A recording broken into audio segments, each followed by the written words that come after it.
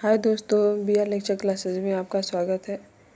आज हम आपके लिए हिंदी का कुछ मोस्ट इम्पॉर्टेंट क्वेश्चन लेके आए हैं। तो चलिए शुरू करते हैं। आज का हमारा पहला क्वेश्चन है, वज्रदेह में समास बताइए। तो चलिए ऑप्शन देखते हैं। बहुव्रीहि, तत्पुरुष, कर्मधारय, द्विगु। तो बताइए दोस्तों, इसमें कौन सा ऑप्शन सही होगा। चलिए आपको हम 5 सेकंड का समय दे रहे हैं।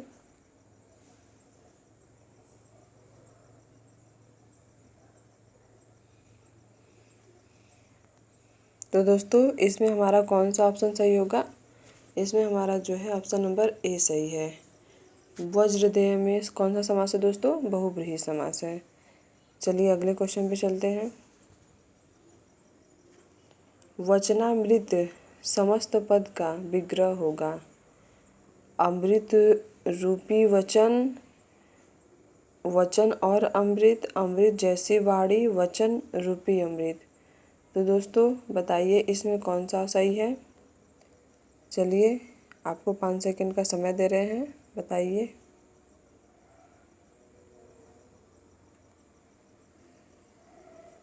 तो दोस्तों इसमें कौन सा सही होगा। इसमें सही होगा हमारा ऑप्शन नंबर डी, वचन रूपी अमृत। दोस्तों यहाँ पे रूप के जगह पे रूपी होना चाहिए था, टाइपिंग मिस्टेक है। चलिए अगले क्वेश्चन पे चलते हैं। गंगा का पर्यायवाची नहीं है। भागीरथी, सूरसरी, अवतरणी, मंदाकिनी। तो बताइए दोस्तों इसमें कौन सा जो गंगा का पर्यायवाची नहीं है। चलिए आप 5 सेकंड ले लीजिए और जल्दी से टिक करके बताइए इसमें कौन सा सही नहीं है गंगा का पर्यायवाची।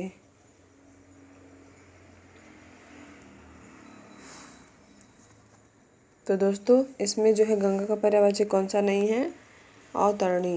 ये जो है गंगा का पर्यायवाची नहीं है। चलिए अगले क्वेश्चन पे चलते हैं। निम्न में बिजली का पर्यायवाची नहीं है। दामिनी, चपला, छपा, तड़ित। तो बताइए दोस्तों बिजली का पर्यायवाची इसमें से कौन सा है जो नहीं है। चलिए 5 सेकंड का समय ले लीजिए आप।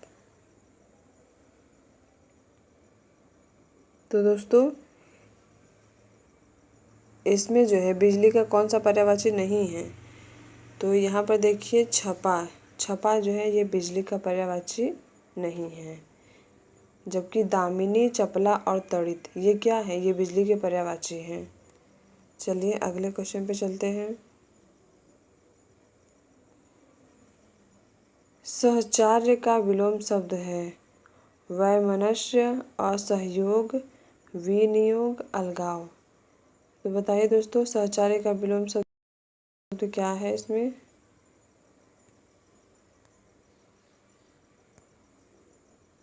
तो दोस्तों सहचार्य का विलोम शब्द है अलगाव। चलिए अगले क्वेश्चन पे चलते हैं।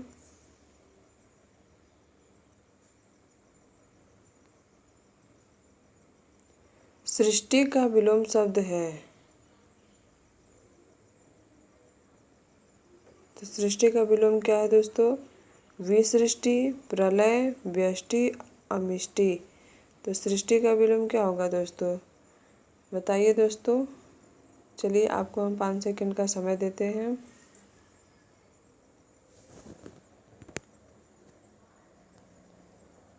तो दोस्तों सृष्टि का विलोम होगा प्रलय होगा।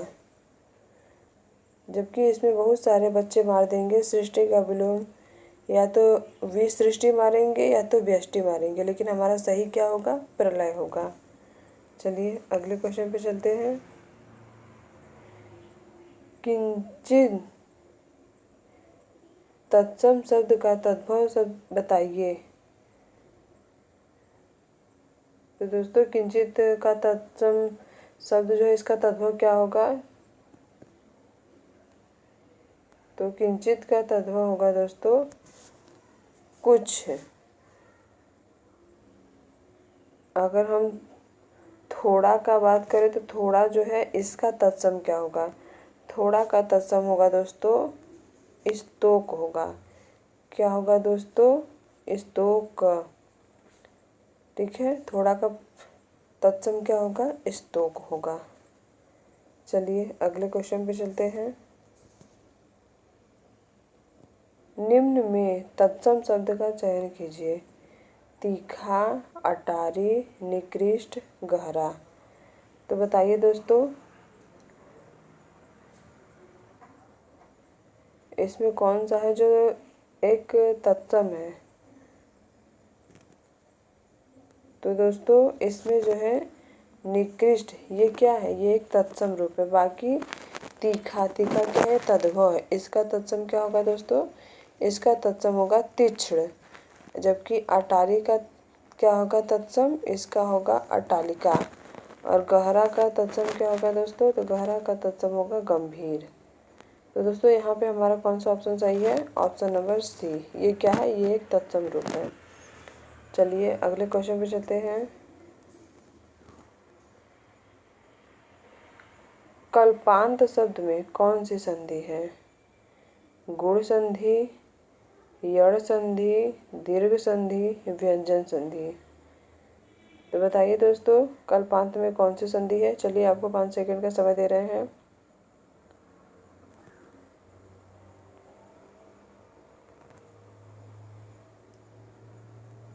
तो दोस्तों कल्पांत में हमारा जो है दीर्घ संधि है। कौन सी संधि है दोस्तों? दीर्घ संधि है कल्पांत में। इसका संधि विच्छेद क्या होगा दोस्तों? कल्प प्लस अंत बराबर क्या हो जाएगा? कल्पांत। तो हमारा कौन सा संधि होगा? दीर्घ संधि। चलिए अगले क्वेश्चन पे चलते हैं। निह प्लस कलंक का सही संधि विच्छेद कौन सा है? निष्कलंक, निष्कलंक, निष्कलंक, निष्कालक। दोस्तों सब एक ही टाइप का लिखा है, बस सब में थोड़ा सा अंतर है। तो बताइए इसमें कौन सी संधि होगी? और दोस्तों इसमें ये इसका सही मतलब संधि क्या होगा? और इसमें कौन सा संधि का नाम बताइए कि कौन सी संधि है?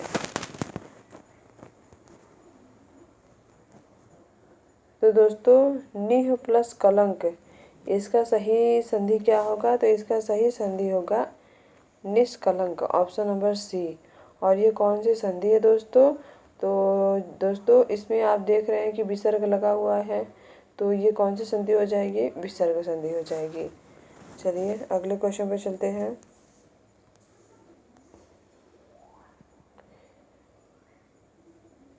जो अपने स्थान या स्थिति से अलग न किया जा सके उसे क्या कहते हैं? अच्युत, अटूट, अटल, अदेय।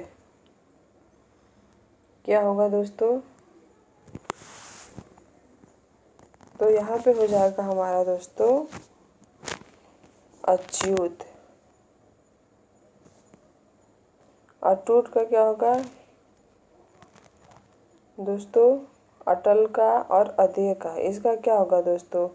आप हमें कमेंट में बताइए। चलिए अगले क्वेश्चन पे चलते हैं। जो नभ में चलता है के लिए शब्द है खेचर, खच्चर, नभोत्पन्न, नभचाली। तो बताइए दोस्तों, जो नभ में चलता है उसके लिए एक शब्द क्या है? चलिए आपको कुछ सेकंड का समय दे रहे हैं।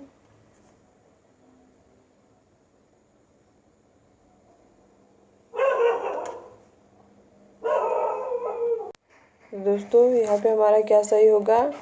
खेचर। चलिए अगले क्वेश्चन पे चलते हैं। निम्न में से विभक्ति संबंधित त्रुटि वाला वाक्य पहचानिए। तो चलिए ऑप्शन देखते हैं। रामा घर को जाती है, राधा बाजार जाती है, राधिका पुस्तक पढ़ रही है, राम घर जाता है। तो बताइए दोस्तों इसमें कौन सा विभक्ति संबंधित त्रुटि है? चलिए आपको कुछ सेकंड का समय दे रहे हैं, आप हमें इसका आंसर बताइए।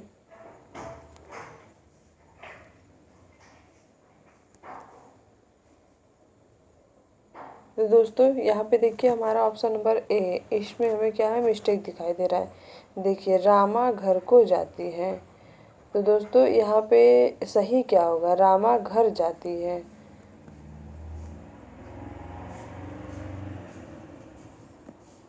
तो दोस्तों यहाँ पे हमारा कौन सा त्रुटि वाला वाक्य है, तो ये है ऑप्शन नंबर ए। इसमें जो है त्रुटि है, बाकी जो है तीनों वाक्य क्या है, ये सही है। चलिए अगले क्वेश्चन पे चलते हैं। एकांकिनी शब्द का लिंग बदले। एक, एकाकीन, एकाकी, एकाकिनी।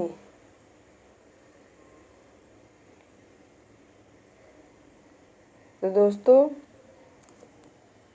एकाकिनी नहीं एकांकिनी होना चाहिए था यहाँ पे।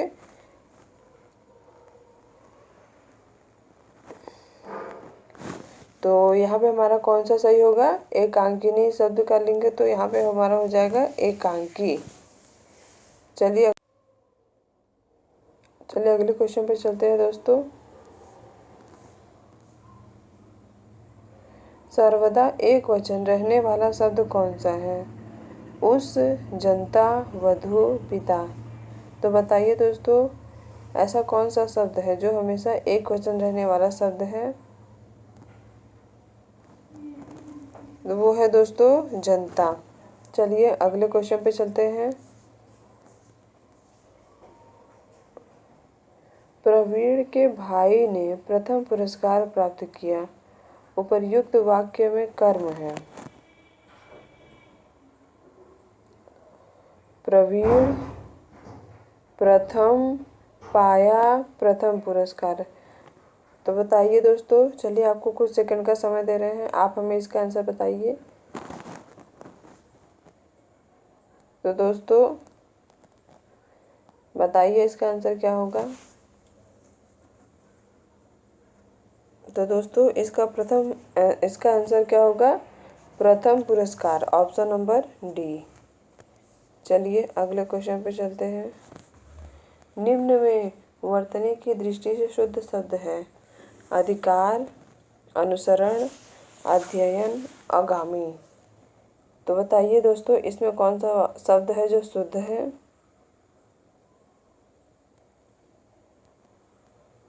तो दोस्तों इसमें देखिए दो शब्द ऐसे हैं जो शुद्ध है। पहला तो अधिकार है, दूसरा क्या है, अध्ययन। ये दोनों ही शुद्ध हैं। और अगर हम दोस्तों ऑप्शन बी की बात करें तो इसमें गलत क्या है, तो इसमें देखिए अनुसरण। यहाँ पे जो है जो है छोटा स होता, तो ये वाला हमारा क्या है ऑप्शन, ये भी सही होता। और चौथा में क्या गलती है दोस्तों, तो चौथा में जो है अगामी नहीं होता है दोस्तों, आगामी होता है। तो इस तरीके से देखिए तो दोस्तों हमारा बी और सी ये दोनों क्या है, बी और डी ये दोनों जो है अशुद्ध है। जबकि यहाँ पे हमारा जो है दो वाक्य ऐसे हैं जो शुद्ध हो गए हैं, अधिकार और अध्ययन। चलिए अगले क्वेश्चन पे चलते हैं। मानक वर्तनी के आधार पर शुद्ध शब्द पहचानिए। मृत्युदंड, मृत्युदंड, मृत्युदंड, मृत्युदंड। तो बताइए दोस्तों इसमें कौन सा मृत्युदंड जो है सही है?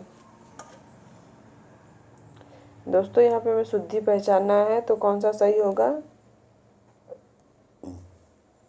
तो यहाँ पे हमारा सही होगा ऑप्शन नंबर डी, मृत्युदंड। ये वाला मृत्युदंड क्या है दोस्तों, शुद्ध है। चलिए अगले क्वेश्चन पे चलते हैं। निम्न विकल्पों में से अनेकार्थ शब्द का चयन कीजिए। नासिका, कान, अंग, नेत्र। इसमें कौन सा ऐसा है जो दोस्तों सही है अनेकार्थ, तो इसमें बताइए।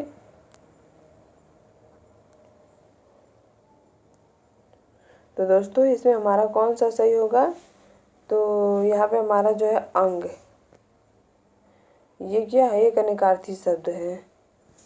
चलिए अगले क्वेश्चन पे चलते हैं।